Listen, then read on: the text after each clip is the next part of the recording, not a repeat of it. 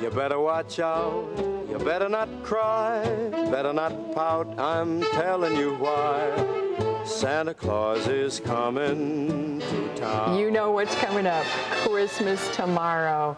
So of course it's Christmas Eve now. I have a jolly old fellow with us today who's very, very busy at this time of year, but we are lucky enough to have Santa Claus with us. Good to be here, and ho, ho, ho. Oh, thanks so much for joining us. I know you're just awfully, awfully busy. This is the biggest day of your entire year. It is. Coming up you know, here. we work hard in the shop all year long, but it all comes together tomorrow. Oh, it does, and so many questions. I don't know that anybody doesn't love you. I mean, it's just, you are the jolly old elf. You are the dearest person in the world, a person who gives and gives, and we just, it's so exciting to have you on. And North Pole, a long ways away. It is. Yeah, but you're here. It's quite a bit warmer down here than there. Yeah, sometimes we think we're chilly, but not like where you live. Up there, no. So the elves have been tremendously busy, of course, all year. As you have you and Mrs. Santa Claus preparing gifts for children around the world. Around the world. So many varieties of gifts, you just can't believe it. And ages, you have to cover all the ages. Now, this is a funny thing because we always think of Santa Claus for children, but, you know, some of our Christmas carols say children of all ages. Exactly. And aren't we all children? Well, we're all Christmas? children at some point, and, you know, real children, and a lot of us are still children when we pass on from this life, so. Yes, you know, so everyone looks forward to Christmas.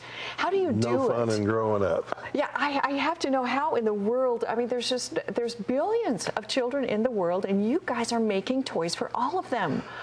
Takes a lot of work, a lot of elves. It does. A lot of trips back and forth with the reindeers. You bet. What's the most asked for gift this year, would you say, Santa? Well, you know, we're in the digital age, so they're all wanting things like iPhones and small computers and computer games and you name it. You know, if it has to do with electronics. Kind of miss the day when they like to get a ball and a glove and go outside and play and be healthy. Or little wooden trains or something. Yes. So the elves have had to go to special electronic training, is my guess. Oh, they've learned how to solder and make computer boards, and you know, they're just they're very smart little guys. So. Speaking of, I have a question. Is your naughty and nice list, is this on computer now, or do you still have a handwritten one, Santa? Well, I still carry it in this computer for the most part. You know, we call it a naughty and nice, but for the most part, you know, I have a nice list. And I have a bunch of those little guys, you know, that's almost on the naughty list. Yeah. So, you know, almost. That's hard, and deciding that has got to be a difficult thing, too. Are there really any truly naughty kids, do you think? I mean, children are not always perfect, but... No, you know, a lot of kids, you know, when they're growing up, and it's all parenting. Parenting, that's the key. Listen to Santa, parents, too. If you raise a child properly, usually they're not real naughty. You know, peer pressure is getting to a lot of them, you know, as they get a little older. But as long as a parent has something to do with them, they can keep them pretty straight. Well, and I say we all have bad days, so there may be a little bit here and there. But my guess is that the good children far outweigh those who tend to be naughty the majority of the time. They do. They do. That's really good. Mrs. Santa, she's pretty busy too. What does she do at the North Pole? Oh, she does it all. Like, you know, like most wives, you know, they just, you know, you can't get along without them. Yeah. She keeps all the schedules together and makes sure everybody's doing what they need to do. And because there's a lot to do to prepare for Christmas Eve, for heaven's sake. Yes. And even though, you know, we are at the North Pole, she's still queen of the house. So, you know how that is. Even Santa has someone who Exactly. I have someone to answer to. Okay, so you're going around to all the children in the world, and so a few things like, what is your favorite treat when you go into a house? Because I know a lot of folks, families, kids, they put out little treats for you. Well, I like those little sugar cookies. You know, it's got the sugar on top and the green kind of frosting around there. You know, those are good. Oh, good. Milk, is milk sort of your favorite drink still? I love milk. Yeah, it's People healthy should drink for you. more of it. I think so. Well, and this is the thing, like when I go on a cruise, I have to lose weight before because I eat too much. Do you kind of have to go on a diet after Christmas? Because you're eating a lot of sugar cookies and milk on your trip. Well, you know, it would be a good idea, but I like being jolly all year round. Okay. So maybe the carrot sticks are still not, you know, your favorite thing. But Well, a little here and the there. reindeer love them. That's right, because you have the reindeer who make this night possible too. Right. Oh my gosh, we won't name them all. There's, you know, just tons of, and does Rudolph still go with you?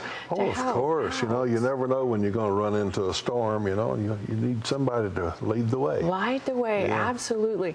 And of course, the big question I know is it's tricky to get around to all the billions of children in one night. Is that magic? Santa magic. Santa magic. And I suppose that there's only one person who can really do that, and that is you. Well, Because it's a gift, a Santa that's true. gift. That's true. You know, that's It got to be is. exciting for you. What's your favorite part about this whole Christmas? Well, my favorite part about this particular Christmas is that there's more children. Every year there's more children. So you would think that'd make the job harder, but I've got a lot of helpers. Oh, it's wonderful. And of course, there's always a thing now when there's more children, there's a lot of kids living in the city, that kind of thing, may not have a chimney. What do you do? Well, I had to deal with the chimney thing quite a long time ago. You know, they stopped having fireplaces, you know, and most people have a furnace now. So it's a little magic thing, again, Santa magic, and that I can still get in. And no, Mommy didn't let me in. But Well, and it's obviously there were fires in some of those fireplaces too, so you have always had to have pretty much alternative ways to get there's been some warm nights. in to load the Christmas tree, right? And of course, you know, I think the most important thing about Christmas too is the whole spirit of Christmas, more than maybe even what you get. It's Christmas is about love. That's what the whole thing is about. It's about love. And, you know, of course, the birth of Christ, and which taught love. And that's why we hold Christmas so highly. It's about love. yeah.